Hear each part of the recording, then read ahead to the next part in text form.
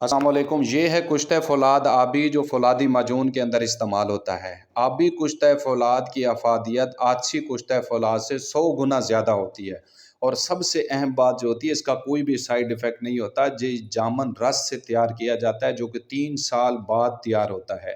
اس کا برادہ جامن رس کے اندر ڈال دیا جاتا ہے، 3 سال بعد اس کو نکالا جاتا ہے، اور ہر سال اس کا جو ہے جامن کا رس جو ہے چینج کیا جاتا ہے۔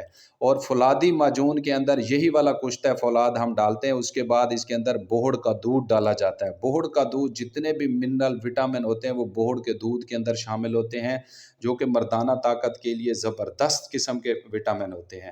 اور بوہڑ والا معجون جو فولادی معجون ہے ہمارا، اس کے اندر آبی کشتہ فولاد ڈلتا ہے، جس سے اس کی افادیت اور یہ طاقتور ترین کشتہ بن جاتا ہے، معجون بن جاتا ہے، اور 4 خوراکوں میں اس کا زبردست رزلٹ آتا ہے۔